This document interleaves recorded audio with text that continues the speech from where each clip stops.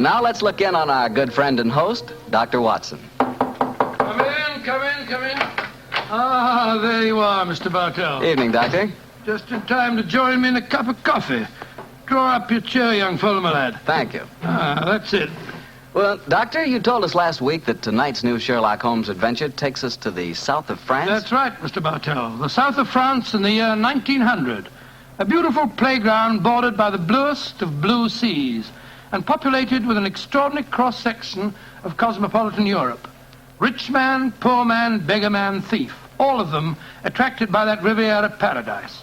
All of them drawn by the magical spell of a small white ball spinning round the rim of a roulette wheel. Now, don't tell me that you and the great Sherlock Holmes were there on a gambling spree. We were not, Mr. Bartell. At the time my story begins, we just concluded an extremely delicate mission. A mission, I may say, that concerned the safety and good name of a very prominent member of the royal family. Say, Doctor, you don't mean... One story at a time, Mr. Bartell. In any event, my boy, I'm afraid that's a case about which my lips are sealed for all time. But to return to tonight's adventure, one June evening, I persuaded Holmes to accompany me to the gambling casino at Fréjus, not far from Cannes, where we were staying. It wasn't quite as fashionable as the casino at Monte Carlo, but as I intended to do a little modest gambling myself, it seemed an establishment more suited to my means. As we stood there at the green baize-covered tables, the chatter of voices and the melodic chanting of the croupiers as they called the results of each spin of the wheel formed a background to a quiet conversation that Holmes and I were having.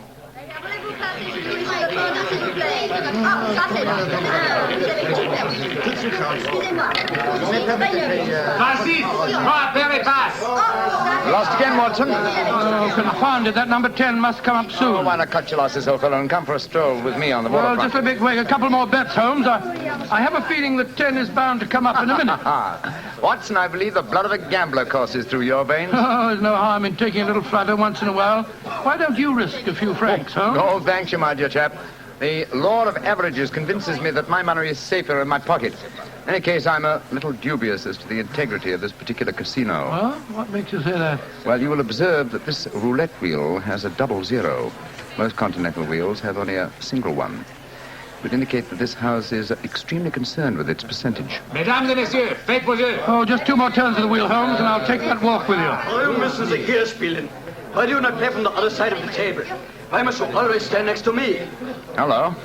The trouble up there? I've placed my bet, so let's go and see. I ask you, so why do you play here beside me? I'm afraid I don't see any reason why I can't play wherever I... Swish, you've broken my luck. Ever since you come to the table, I've done nothing but lose. Please to move away. Well, move away yourself if you don't like my company. Heinrich, why do you not stop now? You've already lost more than we can afford. One more throw, Elsa. I can win it all back if only this young man will move away. Why should my husband move? He's had a bad run of luck, too. Rien ne va plus. Neuf. Rouge, impériment. Ah, you've lost again, Watson. Heinrich, you must stop now. I must stop, Elsa, because I've lost everything. I hope you're satisfied, Mr. American. You've broken my luck and ruined me. I hope that you in your turn will be ruined too. Heinrich, wait for me! I never heard such rubbish in my life. Were you listening to him, sir? I heard his last few remarks, Mr. Gilbert, Roger Gilbert. And this is my wife, Helen. How do you do? My name is Holmes, and this is my friend, Dr. Watson. How do you do? How do you do? Didn't you think his remarks were a little out of place, Doctor?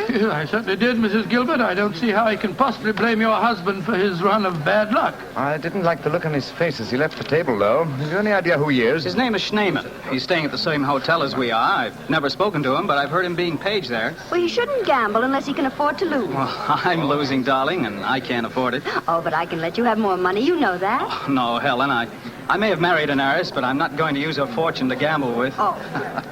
I'll lose my own money, and then I'll quit. Mesdames et messieurs, faites vos jeux.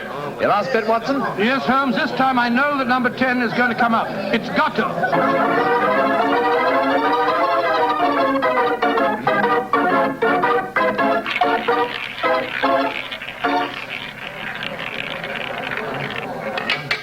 Numéro 10. 10 at last.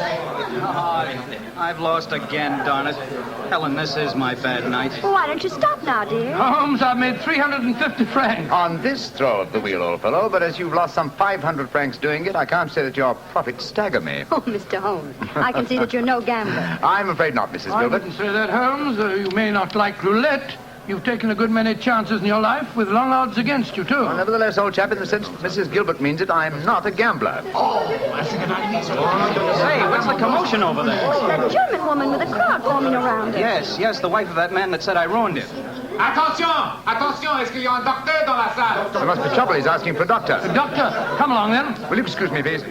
Thank you. Excuse me, madame. Mon ami est docteur. Monsieur, cette dame a besoin d'un docteur. What happened, madame? It is my husband. Is he ill? I just found him lying out in the garden. Please come with me at once, gentlemen. Of course we will, madam. What seems to be the matter with him? Herr Doctor, I think he is dead.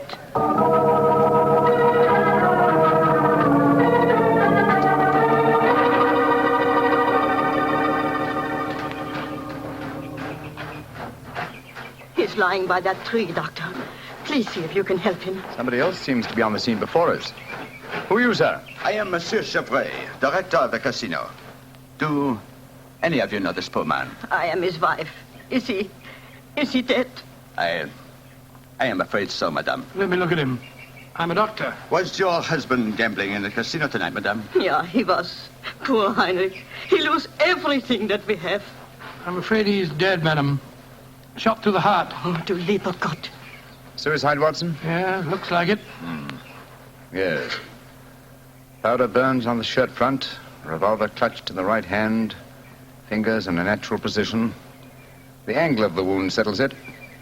Obviously self-inflicted. I missed you as you slipped out of the casino. What's wrong with him? I'm afraid he's dead, Mr. Gilbert. Yes, he committed suicide. I hope, young man, that you are satisfied. All night you brought him bad luck. He asked you to move away from him to change his luck, but no, you could not do it. Oh, Frau Schneemann, I'm terribly sorry, but I really don't see how you can blame me. I do blame you, and I also blame you, Monsieur Chevry. Me? But what have I done, madame? Why do you let a man lose all his money at your tables? Is life so cheap to you, and money so important, that you cannot close the tables to someone before he's ruined? Madame, I am all sympathy for you in your tragic loss. But the casino cannot be held responsible. If your husband could not afford to gamble, then he should not come here. How are we to know the financial limitations of our customers? You said that your husband lost everything you had tonight, madam. Yeah, everything. Then how do you account for this sheaf of banknotes in his breast pocket? Good Lord, must be several thousand francs, sir. Then he wasn't ruined. And his suicide, therefore, cannot be blamed on his losses at my casino, madame. How do you account for this money, Frau Schneemann? Well, I do not understand. Heinrich kept nothing from me. I know that he had not so much money on him when he started tonight. Well, why do you all look at me like that? Is it that you think? You think... Quick, Watson, she's fainted. I've got her. Let's get her to her room. You can take her to my suite in the casino. No, let's take her to the hotel. My wife will look after her. Poor woman, she's had a dreadful shock. She can probably do with another woman's company. That's very considerate of you, Mr. Gilbert. Where are you staying? At the Hotel Crillon. It's quite near here. I'll get a cab, and while I'm doing that, Watson, see if you can revive her, will you? Yes, Then we'll take her to the Hotel Crillon.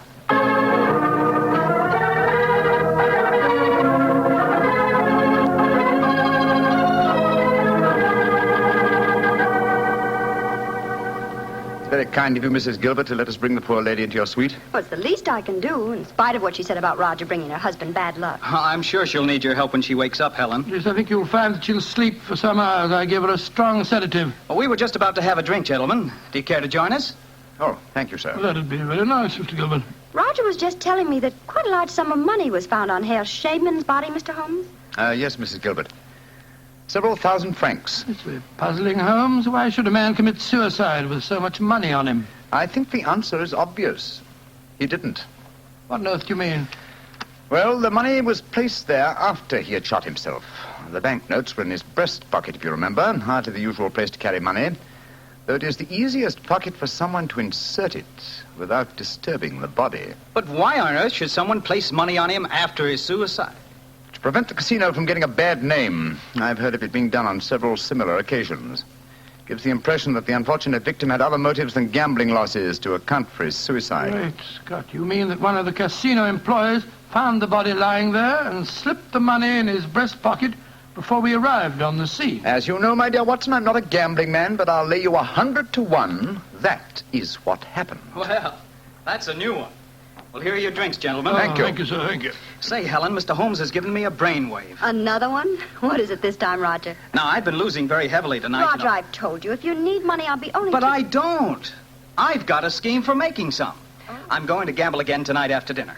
If I lose, here's what I'll do. I'll stain my shirt front with red ink, walk out in the grounds, fire a shot, and lie down as though I'm dead.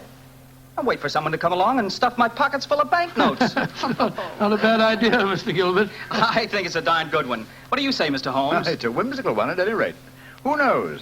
You might even be successful. Roger, you're not really going to do it, are you? Sure. Perhaps I'll get some of my losses back that way. Well, let's drink to it, gentlemen. At least I may have hit upon an idea of making money.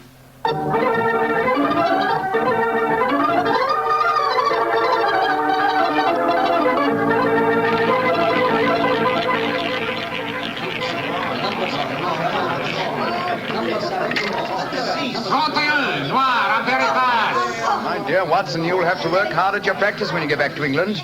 Your infallible system appears to be extremely fallible. And yet the fellow who told me about it said it couldn't miss. It's just a matter of doubling the stakes each time you lose, and then... my dear fellow, I've been studying your system, but I can tell you a really infallible way of making money at roulette. You can? What is it?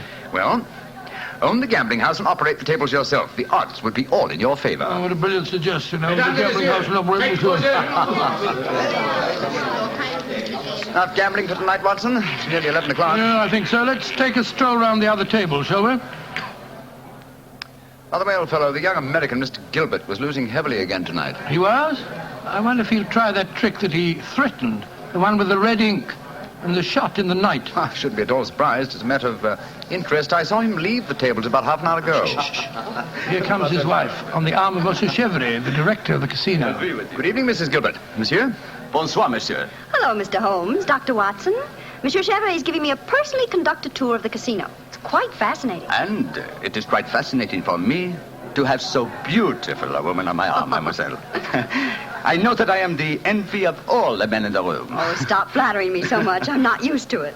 Mrs. Gilbert, how is, Frau Schneemann? She seems much better. She wakened an hour ago and insisted on going back to her own room. I wanted her to spend the night with us in our suite, but she wouldn't hear of it. I think I should drop in and see her before I go to bed. Oh, you have finished the gambling for tonight, perhaps, Doctor? No, perhaps about it, Monsieur Chevrier. I've had a bad run at the tables. Oh, I am so sorry. Has anyone seen Roger? He left the tables about half an hour ago, Mrs. Gilbert. After doing as I did and losing quite heavily. So he lost again, did he? I wonder if he'll try that new system he was talking about. We were just discussing that possibility ourselves, Mrs. Gilbert. Mrs. Gilbert! Mrs. Gilbert! Frau Schneemann, you shouldn't have left your hotel, you know. It is too late to worry for me, Herr Doctor. It is for Mrs. Gilbert now that you should worry. What do you mean, madame? Well, I went back just now to where poor Heinrich died. And there, lying in the grass, I saw another body. I was too shocked to go too close. But I am quite sure that I recognize your husband, Mrs. Gilbert. Oh, Dr. Watson, she's ruined Roger's trick. And he'll have taken fright and bolted by the time we get there. Possibly. Let's go at once and find out, shall we?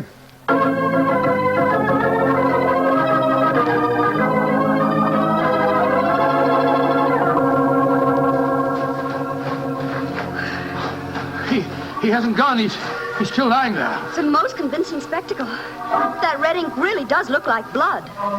Yes. And blood sometimes looks like red ink. Mr. Gilbert. Roger, get up. The joke's spoiled. Roger, get up! I'm afraid that's impossible, Mrs. Gilbert. He's dead.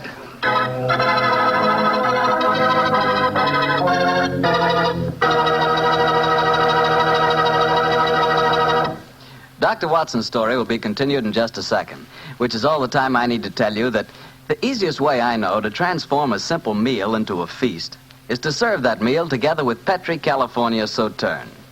Petri Sauterne is a delicate white wine that's the perfect companion for chicken or turkey. Turkey. Ah, yes. Turkey and Petri Sauterne. That's the heart of any Thanksgiving dinner. Look, why not make this Thanksgiving dinner the best one you ever had? Give it the air of a banquet. Serve it with Petri Sauterne. And when you buy that Sauterne or any wine for your Thanksgiving dinner, whatever you do, look for the letters P-E-T-R-I. Because a Petri wine is always a good wine. Well, Doctor, so the young American's joke turned out to be another tragedy. Yes, Mr. Bartell. The poor fellow was lying there dead, with a bullet wound in the heart and a great splash of blood staining the whiteness of his shirt front. What happened next? Monsieur Chevre, director of the casino, took the distraught widow away from the scene, while Holmes and I examined the body closely. Within a few minutes, we were joined by Inspector Ganivet of the French police. As we stood there in the moonlight, the sounds of music could be heard from the casino. It was hard to believe that two men had died in that lovely garden since the moon had risen.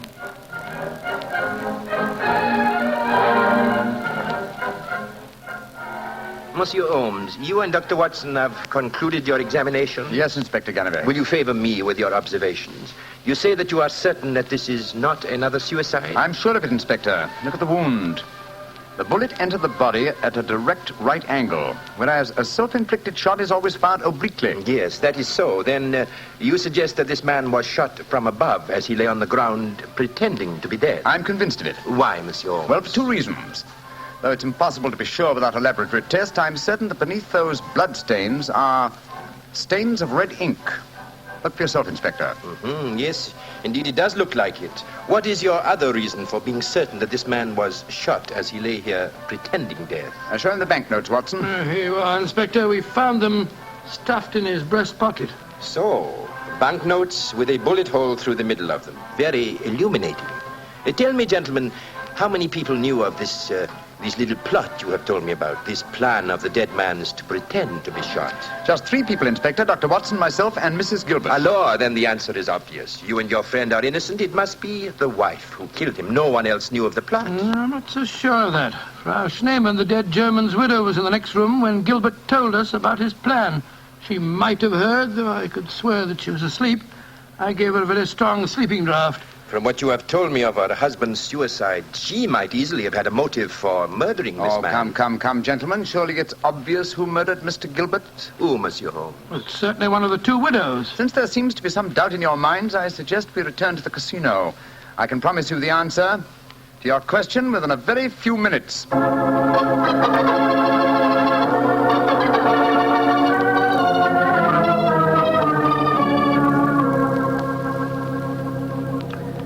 Well, Monsieur Chevre, now that we're all assembled in your office, I shall sit down quietly and let Inspector Ganivet conduct his examination. No, Monsieur Holmes. No, you have handled the case so far. Please to continue it to the end. Yes, Monsieur Holmes.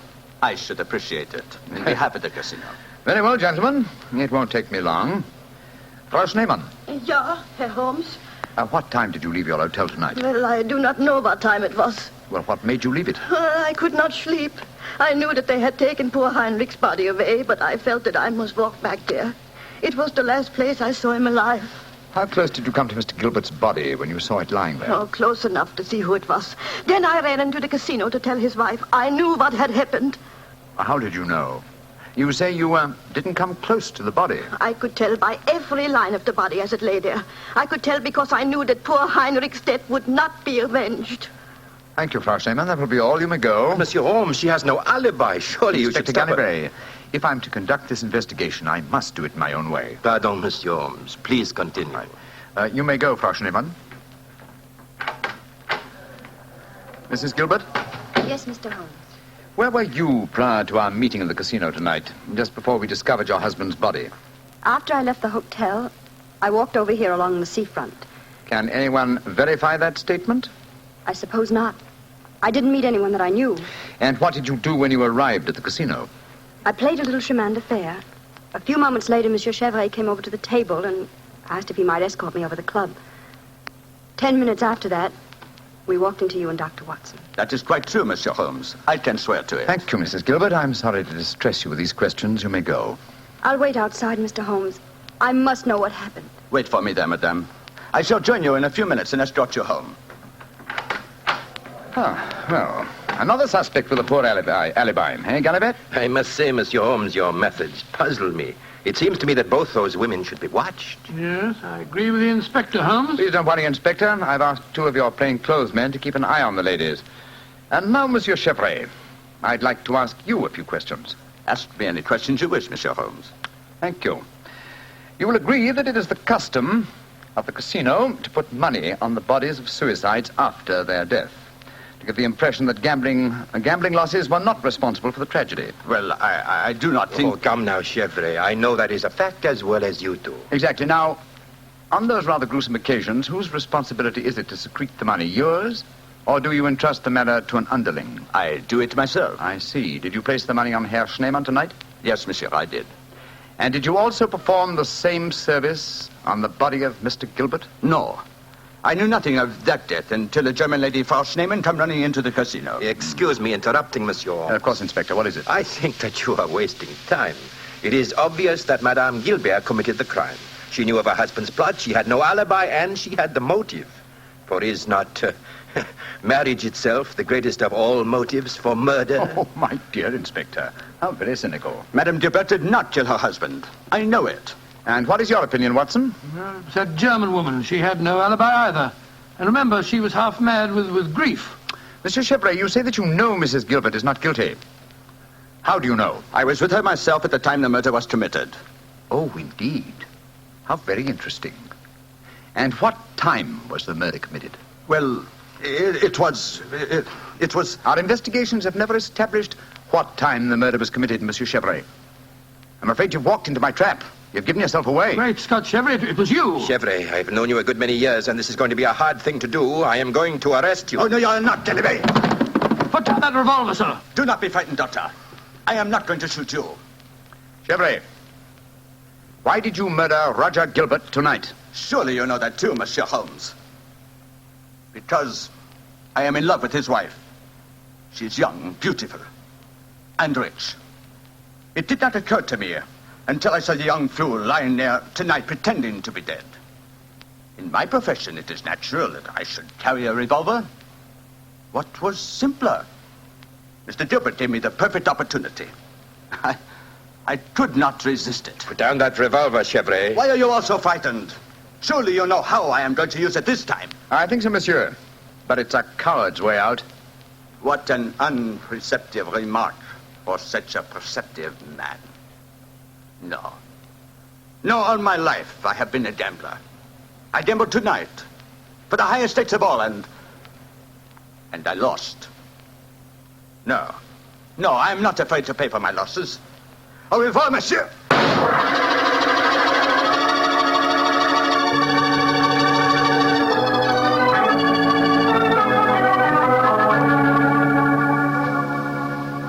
What an extraordinary case, Holmes. I never suspected Chevre. And I, old chap, suspected him from the beginning. Well, I wasn't the only one who was stupid anyway. Inspector Ganivet thought it was the wife. True. Very puzzling conclusion for a detective inspector to arrive at. Well, it seemed logical enough to me at the time. No, my dear Watson. Cold logic should have told you otherwise. Roger Gilbert had been losing heavily and had planned this hoax. He obviously had no money on him. Therefore, the money was planted in his pocket by Chevre. After he shot him? No, my dear fellow. Before. Before? The bullet hole through the banknotes provided that. Now, had the money been put there innocently, Gilbert would have, come back to life as soon as the person placing it there had left. He would not have remained lying on the ground for a murderer to find him. And Chevre must have bent over him as he lay there, placed the money in his breast pocket, and then fired. Precisely, Watson. Well, Holmes, I must say you solved it very neatly.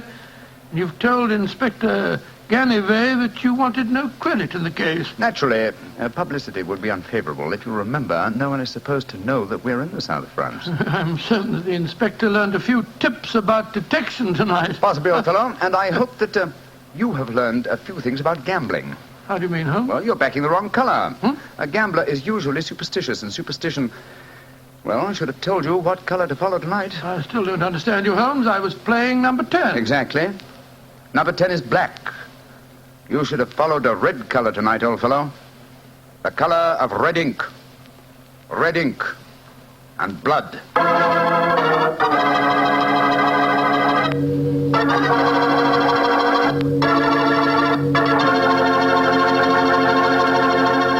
Say, Doctor, that was a swell story. I didn't know you liked to play roulette. Well, You know, I figured out a system for roulette. It's like yours. Every time you lose, you double your money and keep doubling until you win. Oh, it's a great system, Mr. Bartell. There's only one thing wrong with it. What's that? You usually go broke before you win. Look, take my advice. Don't gamble. You can't beat the laws of chance. But suppose I bet on a sure thing. Like what, for instance? Oh, like the fact that Petri wine is always good wine? It is, you know. Because the Petri family has been making wine for generations. They've been handing down from father to son, the art of turning luscious, sun-ripened grapes into delicious, fragrant wine. Ever since the Petri family started their business way back in the 1800s, they've been perfecting the art of winemaking. That's why Petri wine is always good wine. The Petri family took time to bring you good wine. So no matter what type wine you prefer, why not take a few seconds of your time to look for the letters P-E-T-R-I. They spell delicious wine, Petri wine. Well, Dr. Watson, what new Sherlock Holmes story are you going to tell us next week? Next week, Mr. Bartell, I'm going to tell you of a strange adventure that Sherlock Holmes and I had when we were in Stratford-on-Avon many years ago. It concerns an actor, a mysterious boating accident, and several dead butterflies. This sounds good, Doctor. I'll see you then. Oh, fine, but now, don't forget, next week we're going to broadcast our program from the Paramount Theatre in Hollywood for the Victory Loan Drive. So if any of our friends are going to be in Hollywood, we'd love to see them there. Just buy a Victory bond at any store or bank on Hollywood Boulevard, and in return, you will be given your ticket of admission. Better hurry up, though, before all the seats are gone. Let's really buy lots of those Victory bonds. Let's finish the job.